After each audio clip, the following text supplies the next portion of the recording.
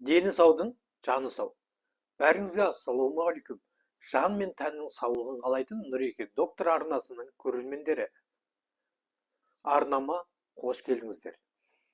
Жалпы достар, мен тек формасыз отқанмен мен дәрігер маманы ретінде сіздерге кеңес беріп отырмын. Бұл видеода сіздерге айтатыным, ағзаны токсиннен қалай тазалаймыз, сол туралы айтатын боламын. Токсиннен тазалау үшін қандай дәрі ішу керек, қандай дәрумен қабылдау керек, нақты айтатын боламын. Оны мен видеоның соңына қарай айтатын боламын. Бірінші, токсиндер туралы аз-маз ақпарат бере кетемін. Жалпы тамақтың дәмдісі соңында дегендей, соңына қарай кеңесінде құндызық жеріне жетесіз. Токсиннен ағзаны тазалау деп қазір түрлі фирмалар көп, шаңсорғыш сияқты фирмалар көп. Неге шаңсорғыш деп жатырмын? Себебі олар сіздің ақшаңызды сора береді, бірақ результат көрмейсіз. Оларға ең бастысы өзінің өнімдерін сатса болды. Қалған сіздің денсаулығыңыз оларды ойландырмайды. Сондықтан құрметті тыңдарман, алданып 50 мыңдық, 100 мыңдық дәрі алуды қойыңыздар. Ақша денсаулықтан қымбат па деп ала бергенде дұрыс емес. Оны пайдалы, пайдасызын ажырата білу керек. Мен қазір сіздерге беретін кеңестерім, орындайтын болсаңыз міндетті түрде 100% организмнен токсинді алып шығады. Токсиндер ағзада көп болып кетсе, бас ауруды тудырады, буын ауруды тудырады, бұлшықеттердің ауырсынуын тудырады, тітіркенуді шақырады, және респираторлы кардио ауруларды шақырады. Одан бөлек аллергиялық реакция тудырады. Және бөртпелердің де шығуы осы токсиндердің көбейіп кеткенінен болады. Ендеше еңбекті ескеріп, каналға жазылып, лайк басып, пікір жазып, қолдап отырыңыздар. Біз жалғастырамыз. Кімнің болса да ұзақ өмір сүргісі келеді. Бірақ сол ұзақ өмірді ауырмай сүргенге не жетсін? Алла тағала әрине ғұмыр берсе, ауырмай өткізуге болады. Ол үшін міндетті түрде токсинге қарсы күресуіміз қажет.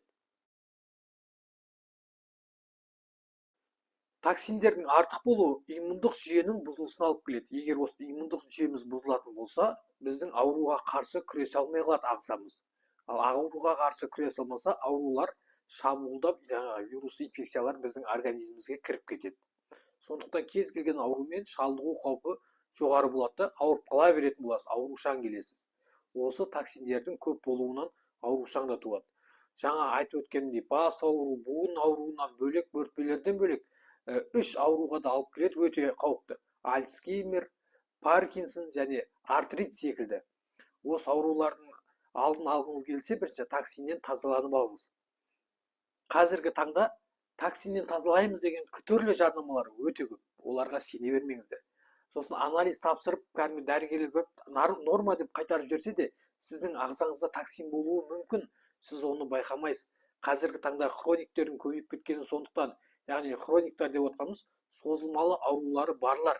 Созылмалы аурулар сізде хронический ғой дейді да, кейбір дәрігерлер қоя салады. Жоқ, ол ауру туып қалған жоқ бірге.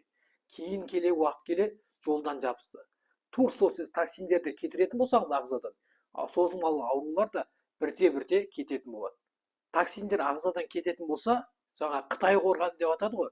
Қытай қорғаны сияқты иммундық қорғанысымыз өте мықты болады. Ол үшін біз ағзадан токсинді алып кетуіміз керек. Негізі ағайын, біздің организміміз токсиндерді өздігінен күресіп отырады шығарып. Бірақ сіз ауызға ананы тығасыз, мынаны тығасыз, үстіне апарып қоса бересіз, содан организм үлгере алмайды. Сөйтіп барып сәтсіздікке ұшырайды. Сіз де организмді қолдап, көмек көрсетуіңіз қажет. Құрметті ағайын, қазақта айтады ғой, көзің ауырса қолыңды тый, ішің ауырса аузыңды тый деп. Және ауру астан деп те. Негізі әрбір мақалға үңіліп қарасаңыз, керемет өсиет тастап кеткен біздің ата-бабаларымыз. Я қолға ұстаған асты ауызға тыға берсеңіз, тыға берген, сіз ауырмағанда кім ауырады, айтыңыз. Біз адам баласы, комбайн емес ол, бар нәрсе қорытып жібереді. Біз организмбіз, машинада емес, бөлшекті ауыстырып жібере салатын. Сондықтан міндетті түрде организмге күтім қажет. Табиғи соқтар ішіңіз, қара судан ішіңіз, газды сусындар, алкогольді сусындар дегенді тыйыңыз. Қазір сіздерге токсиндерді тазалауға көмектесетін өнімдерді айтам. Өнімнен кейін дәрілерді айтатын боламын. Ендеше өнімдерге назар аударыңыз. сәбіз, қызылша, сельдерей, алма, бәдірен, шпинат, петрушка, сарымсақ, құлпынай, манго, банан, апельсин. Осы айтылған жемістерді бөлек-бөлек тірідей тұтынсаңыз да болады, немесе блендерге салып, екі-үшеуін қосып кез келген соқ қылып, шырын қылып ішсеңіз де болады. Қалай ішсеңіз де ол сіздің ағзадан токсиндерді шығаруға көмектеседі. Осы токсиндерді шығару кезінде негізі бауыр мен бүйрек өте қатты қызмет атқарады да, сондықтан токсиндерді тазалау кезінде бауыр мен бүйрекке қосымша күш беруіміз қажет. Бауырға липоциалин деген витамин бар, сол таблетканы ішіп отырасыздар, ал бүйрекке канефрон деген. Осы екеудің арқасында бауыр мен бүйректің қызметі жақсарып, токсиндер шыға бастайды. Және осы дәріге ғана сеніп отырмай, міндетті түрде сіз қимыл қозғалысыңызды арттыруыңыз керек. Ыстық ванна қабылдаңыз, ванна да көмектеседі. Және артық нагрузка түсіретін жаттығулар жасағаннан кейін душ түсіңіз, душқа түсіріп алыңыз. Сондықтан соус, кетчуп, уксус секілді дәмдеуіштер бар ғой, тағамға дәм беретін. Ондай химикаттарды қолданбай тұра тұрыңыз, сіздің организмді тазалағанша күтіңіз. Және атап өткендей, темекі, арақ, кез келген ішімдіктер, болмаса насыбай, оны міндетті түрде тия тұрыңыз. Негізі тия тұрған емес, мүлде қою керек ондай нәрсені. Сосын қыс мезгілі, күз мезгілі, күн суық демей, судың тұрақты күнделікті мөлшері ішіп отыруыңыз қажет. Су арқылы тазаланады қосымша олар. Және ол айтып жатырмын, мынандай ауыр жаттығулар деп жатырмын, жаңағы бауыр мен бүйректі айтып жатырмын. Ең маңыздысы токсин біздің иммундық жүйемізді түсіріп тастайды дедім ғой. Иммундық жүйені көтеру үшін бізге антиоксидант деген қабылдау керек. Антиоксидант иммундық жүйеге өзінің күш қуатын береді. Оған А, Е және С дәрумендерін аптекадан сатып алып ішесіздер. Оны жемістен, көкөністен алған күнделікті нормасын орындай алмай аласыздар.